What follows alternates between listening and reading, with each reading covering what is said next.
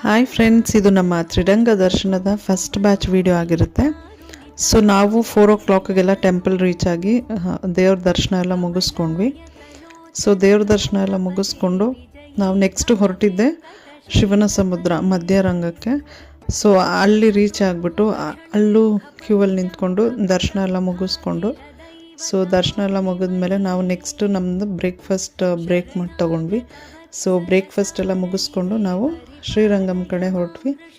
So ಮಧ್ಯದಲ್ಲಿ ಮತ್ತೆ ನಾವು ಲಂಚ್ ಬ್ರೇಕ್ ತೊಗೊಂಡು ನೆಕ್ಸ್ಟ್ ಲಂಚ್ ಮುಗಿಸ್ಕೊಂಡು ಶ್ರೀರಂಗಂಗೆ ತಲುಪೋ ಅಷ್ಟರಲ್ಲಿ ಸಂಜೆ ಆಗಿತ್ತು.